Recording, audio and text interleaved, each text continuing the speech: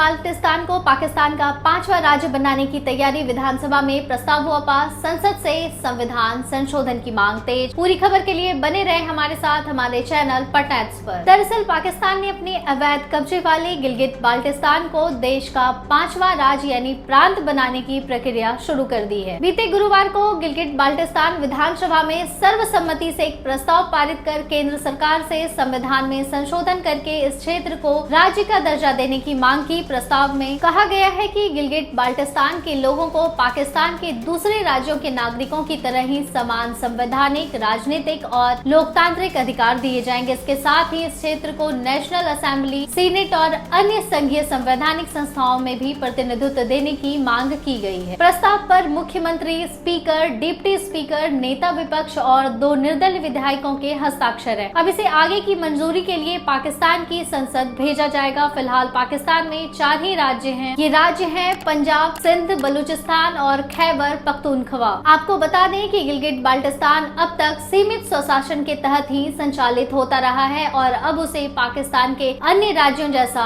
संवैधानिक दर्जा प्राप्त हो सकता है। प्रस्ताव में ये भी कहा गया है कि गिलगित बाल्टिस्तान को भी अस्थायी स्वायत्त प्राप्त नहीं है बल्कि अस्थायी यानी प्रोविजनल तौर पर राज्य बनाया जाएगा। अगर भविष्य में जम्मू कश्मीर विवाद का कोई समाधान निकलता है तो उसके अनुसार इस क्षेत्र की स्थिति दोबारा तय की जा सकेगी। इसके साथ ही प्रस्ताव में यह भी मांग की गई है कि जब तक गिलगित बाल्टिस्तान को राज्य का दर्जा नहीं मिलता तब तक पाकिस्तान की केंद्र सरकार और 4 राज्य यह सुनिश्चित करेंगे कि इस क्षेत्र को भी सरकारी फंड और राष्ट्रीय संसाधनों में उचित हिस्सा मिल सके। यानी गिलगित बाल्टिस्तान को भी दूसरे राज्यों की तरह विकास के लिए धन दिया जाए। अब सवाल ये है कि गिलगित बाल्टिस्तान का राज्य बनना आखिर इतना मुश्किल क्यों है? दरअसल पाकिस्तान लंबे समय से कहता रहा है कि जम्मू कश्मीर विवाद का अंतिम समाधान संयुक्त राष्ट्र सुरक्षा परिषद के प्रस्तावों के अनुसार जनमत संग्रह के जरिए होना चाहिए। पाकिस्तान के मुताबिक गिलगित बाल्टिस्तान को भी इसी विवादित क्षेत्र का हिस्सा माना जाता है। इसी वजह से विशेषज्ञों का मानना है कि विधानसभा से प्रस्ताव पास होने के बावजूद गिलगित बाल्टिस्तान को पाकिस्तान का अस्थायी 5वां राज्य बनाना आसान नहीं होगा। ऐसा करने पर पाकिस्तान के उस पुराने रुख पर सवाल उठ सकते हैं जिस पर वह कश्मीर को विवादित क्षेत्र बताता रहा है और यही कारण है कि प्रस्ताव में केवल अस्थायी यानी प्रोविजनल राज्य बनाने की बात कही गई है। 1947 से लेकर कई दशकों तक गिलगित बाल्टिस्तान का प्रशासन सीधे पाकिस्तान केंद्र सरकार के हाथ में रहा। यहाँ ना तो प्रांत का दर्जा था और ना ही लोगों को अपने प्रतिनिधियों के जरिए शासन चलाने का अधिकार मिला था। साल 2009 में पाकिस्तान ने Gilgit Baltistan empowerment and self governance order लागू किया। इसके तहत पहली बार यहाँ विधानसभा चुनाव कराए गए और स्थानीय सरकार बनाई गई।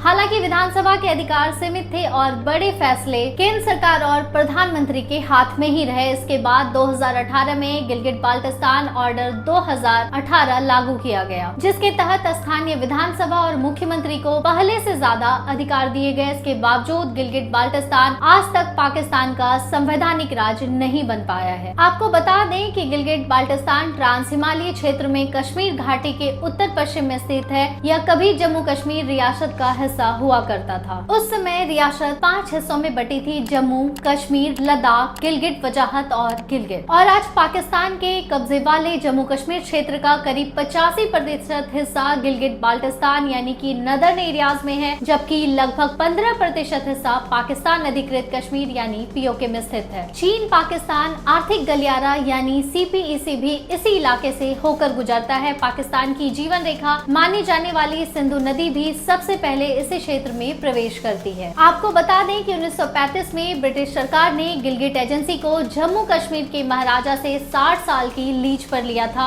लेकिन 1947 में भारत की आजादी के बाद यह इलाका फिर से महाराजा हरि सिंह के प्रशासन में लौट आया। 26 अक्टूबर 1947 को महाराजा हरि सिंह ने जम्मू कश्मीर के भारत में विलय के दस्तावेज पर हस्ताक्षर किए। इसके बाद ब्रिटिश अधिकारी विलियम अलेक्जेंडर ब्राउन के नेतृत्व में गिलगित स्कॉट ने बगावत कर दी और गिलगित तथा बाल्टिस्तान पर कब्जा कर लिया। उन्होंने स्कॉट, कारगिल और द्रास पर भी कब्जा कर लिया। हालांकि भारतीय सेना ने अगस्त 1948 में कारगिल और द्रास को वापस अपने नियंत्रण में ले लिया। लेकिन गिलगिट बाल्टिस्तान पाकिस्तान के कब्जे में ही रहा। 1 नवंबर 1947 को revolutionary council of Gilgit Baltistan ने इस क्षेत्र को स्वतंत्र घोषित किया था। बाद में 15 नवंबर को पाकिस्तान में विलय की घोषणा की थी। हालांकि उस समय यह भी कहा गया था कि यह विलय केवल प्रशासनिक व्यवस्था के लिए है। 1974 में पाकिस्तान ने नया संविधान लागू किया, जिसमें केवल 4 राज्य पंजाब, सिंध, बलूचिस्तान और खैबर पख्तूनख्वा को संवैधानिक मान्यता दी। गिलगिट बाल्टिस्तान और पाकिस्तान अधिकृत कश्मीर को इसमें शामिल नहीं किया गया। विशेषज्ञों के मुताबिक पाकिस्तान ऐसा इसलिए करता रहा ताकि कश्मीर को लेकर संयुक्त राष्ट्र में उसका यह दावा कमजोर ना पड़े। पूरा क्षेत्र विवादित है और इसका